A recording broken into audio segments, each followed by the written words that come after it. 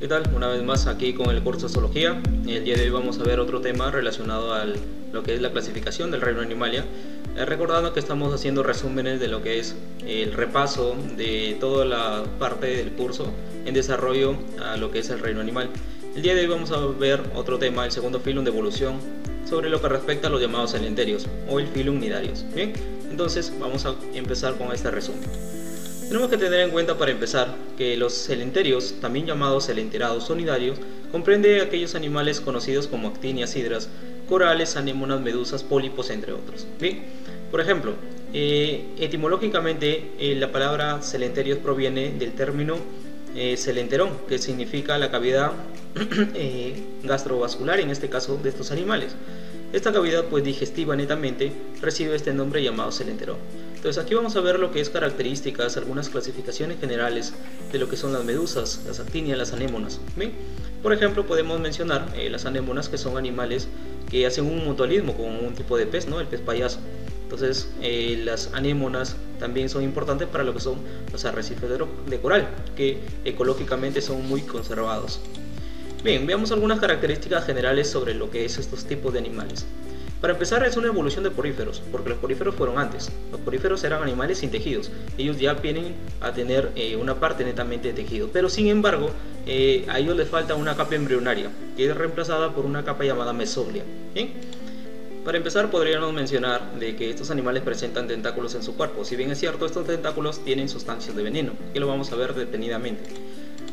Otra de sus características es de que para poder ellos utilizar estas estructuras como defensa, dentro del tentáculo presentan unas células importantes llamadas nidocitos.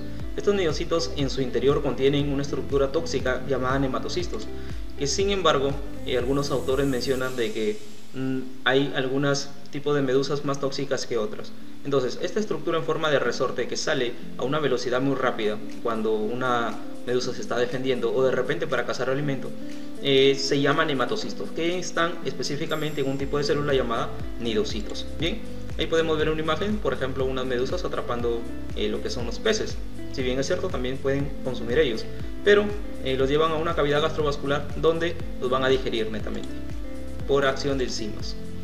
Bien, la parte de los nematocistos funciona de la siguiente manera. Más o menos podemos ver ahí una animación donde las células, al hacer contacto con quizás la piel de nosotros, van a reaccionar de una forma rápida, la llamada irritabilidad de los animales. Y entonces este arpón con sustancias tóxicas van a inyectar el veneno a la parte del cuerpo. ¿Qué puede ocasionar? Mira, de repente podemos encontrar unas imágenes en las cuales se muestra, por ejemplo, los latigazos, como a veces le dicen, de una medusa llamada fragata, ¿no? La fragata, si bien es cierto, es una medusa muy tóxica, que si te inyecta este veneno pues puede incluso ocasionar la muerte. En algunas otras partes puede ocasionar irritaciones a la piel, ¿no? Se han encontrado algunos estudios que, por ejemplo, el vinagre es importante para lo que es la picadura de una medusa, ¿no? Acá en la parte de Perú sí es cierto que hay medusas, pero no existen muchas con parte de toxicidad, ¿no? Más, por ejemplo, para la parte de Australia, ahí sí es una concentración abundante de estas especies, donde sí es un problema en esta localidad. Bien, otra de las características generales, tenemos la forma del cuerpo. La forma del cuerpo puede ser de dos tipos, puede ser de tipo pólipo o de tipo medusa.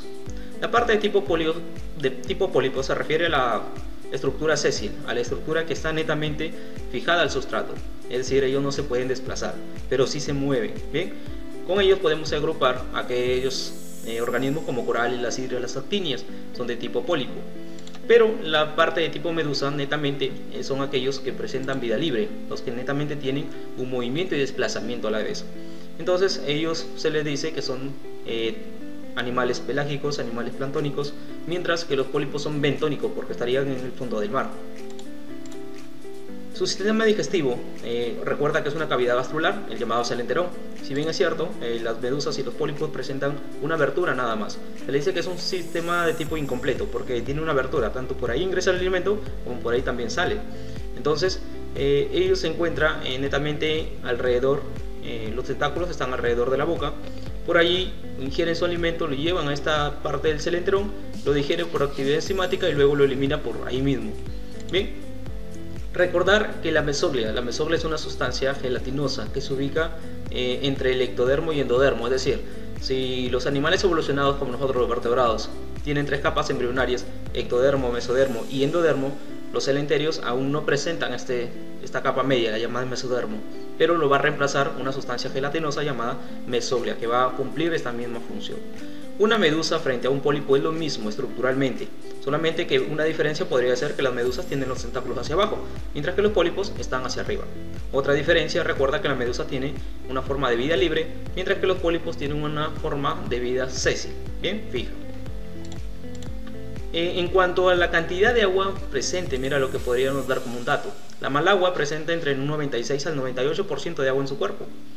La mayor cantidad de estructuras de una medusa pues es agua netamente. No podemos decir que es al 100%. Podemos apreciar ahí en la imagen lo que es los tentáculos alrededor de ellos. Lo que es de una sustancia que se muestra aquí, de color rosado, viene a ser su mesóglea. Y si te das cuenta, la mayoría pues son translúcidas, ¿no? Porque netamente es agua. Ahora, ¿te puede decir que las medusas son ciegas? Se podría decir que no tienen ojos para empezar, pero sí tienen unas estructuras llamadas ocelos, en la cual presenta unos órganos muy rudimentarios, muy antiguos, que pueden funcionar como parte de una visión, pero solamente por luces. Es decir, no presentan ojos como tal, van a presentar unos ocelos, unas estructuras rudimentarias, ¿bien?, que les ayudan a guiarse. Tener también en cuenta de que las medusas no conducen en electricidad, porque a veces se confunde. Las medusas simplemente pueden tener células de veneno, pero más no conducen en electricidad, no pasan corriente. Su sistema reproductor. Todos ellos, de parte de los nidarios, presentan un sistema de reproducción en forma sexual o asexual. Si hablamos de la forma asexual, estamos hablando de repente por un tipo de gemación, en la cual sale un brote de lo que es la estructura adulta. Esto es muy representativo en las llamadas hidras, ¿no? Si bien es cierto, la mayoría de celenterios, la mayoría son de vida marinos, a excepción de una especie. El único celenterio que vive en el ambiente acuático dulceacuícola se podría decir a las hidras, ¿no? Por ejemplo, una hidra viridis, que viene a ser de ambientes pues, de un charco de agua. Por ejemplo, lo podemos encontrar también en lo que es un manantial, no en ambientes donde el agua es muy clara. Ahí también se pueden encontrar. Ese es un tipo de reproducción asexual por gemación. Bien, podríamos mencionar acá sobre lo que es la hidra, ¿no? En constitución.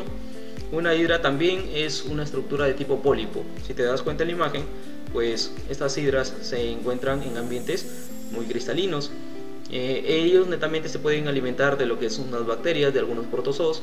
Pero por ejemplo acá podemos ver una imagen, un video, perdón, en donde se muestra el consumo de una hidra hacia una larva de un mosquito, ¿no? Por ejemplo, los mosquitos, estado larvario, son acuáticos, y una hidra incluso puede hasta consumirlo en su totalidad. Pero primero interviene lo que son sus células de veneno, sus células tóxicas que están en la parte de sus tentáculos. Eso lo ayuda para que luego pues paralice a su presa y ingiere al alimento, ¿no? Se dice que acá en los celenterios los tipos de digestiones son de dos formas, tanto intracelular como extracelular, ¿sí? Son los únicos animales que tienen los dos tipos de digestión, tanto intra como extracelular. Y las hidras pues pueden comer incluso algunas presas que son el doble incluso tamaño, solamente lo engloban como si fuese una fagocitosis. Bien, ahí está. Otro, en cuanto a su reproducción sexual netamente. La reproducción sexual lo podemos ver en un ciclo biológico de una medusa. Si bien es cierto, existen medusas macho y medusas hembras, son dioicos, es decir, presentan dimorfismo sexual. Cuando este tipo de gametos se libera, así como los peces, así como las esponjas que liberan los gametos al agua, es una fecundación al azar, luego se va a formar la llamada larva plánula, que es una larva ciliada. Esta larva ciliada pues, se va a ir al fondo del mar y va a formar una estructura llamada pólipo. Este pólipo empieza a desarrollar un tipo de crecimiento hasta llegar a lo que se conoce como esifistoma. El esifistoma va a tener un tipo de reproducción asexual. Aquí también involucra la parte asexual, la llamada estrobilación, en la cual va a empezar a fragmentarse, ¿no? Así como si fuese una columna de platos, pues empiezan a formar una columna de medusas jóvenes. Entonces el esifistoma sufre estrobilación, un tipo de reproducción sexual, y la parte superior va a salir luego, cuando madure, una célula de tipo una estructura llamada éfira, que viene a ser una medusa de tipo joven. Bien, entonces el ciclo biológico regresaría a la fase adulta. Tenemos que todo el ciclo biológico sería parte adulta, la plánula, el pólipo, el esifistoma, éfira, que es un tipo de medusa joven, y nuevamente regresa a lo que es el adulto. Bien, Ahí podemos ver una fotografía en la cual es una estróbilo de una medusa, por ejemplo Aurelia aurita en su ciclo biológico. Ahí se muestra la columna, ¿no? En este caso del esifistoma. Y pues en cuanto al tamaño de las medusas, a veces se menciona que existen medusas tan pequeñitas de unos centímetros, hay otras muy grandes, ¿no? Por ejemplo, hace tiempo circuló esta fotografía de la medusa más grande capturada. Si bien es cierto, en cuanto a los pólipos también pueden existir de diferentes tipos de tamaño, pero tener en cuenta que ellos son importantes para la parte de arrecifes de coral. Y lo vamos a ver. La clasificación de celenterio se divide en tres tipos. Primero tenemos la clase Hydrozoo. Hydrozoo comprende aquellos animalitos celenterios netamente de agua dulce, son pequeños, netamente también son pólipos. Por ejemplo, podemos mencionar la reproducción asexual en lo que es las hidras. La hidra viridis que mencionamos se encuentra en la clase Hydrozoo. ¿Quién más? También, por ejemplo, este tipo de medusa tóxica importada en Río de Janeiro, lo que es la fragata portuguesa. Todo ello comprende clase Hydrozoo. Pero si te mencionan las medusas como tal, ¿en qué clase se encuentran? Eso significa ahora la clase Esifozoo, más conocidos como medusas. Presenta una gastrodermis con iocitos, es decir, dentro de su estructura de celenterón, dentro de su estructura gastrular, va a encontrarse incluso aún células de veneno. El ejemplo más representativo tenemos a Aurelia aurita, ¿no? Que es un tipo de medusa muy conocida. Y tenemos a Rhizostoma octopus también como otro tipo de especie de esifozoos. Finalmente, los llamados anthozoos, una última clasificación, tenemos a los conocidos como anémonas, actinias y corales. Ellos representan netamente la parte de tipo pólipo y son bentónicos, ¿bien? O sea, viven en la parte de la profundidad. Su reproducción puede ser de tipo sexual incluso. Ejemplo, mencionamos ahí algunos, el género anémona y también gorgonia, ¿no? Cabe destacar que esta parte de arrecifes de coral, que comprende lo que son también las llamadas anémonas, actinias, son importantes a nivel ecológico porque si bien es cierto en un ecosistema él ayuda a lo que es el control de alimentación en los peces. En la parte de una red trófica podríamos mencionar los arrecifes de coral también como una base. Si bien es cierto aloja diversidad de tipos de especies, y si es que por alguna contaminación, quizás por algún calentamiento global estos arrecifes se mueren, pues toda la cadena alimenticia también va a morir e incluso puede afectarnos a nosotros. Bien, miren, podemos ahí apreciar lo que es la estructura de una gorgonia. La gorgonia, si bien es cierto antes la confundían con plantas, presenta varias estructuras de pólipos. O sea, una gorgonia es una población de pólipos. En este caso, cada uno de ellos, cada puntito, va a representar otro animalito, ¿no? Entonces mira, esos animalitos tan pequeñitos pues se encuentran en una población de gorgonias. Bien, cada uno tendría un tipo de locomoción, cada uno tendría un tipo de metabolismo.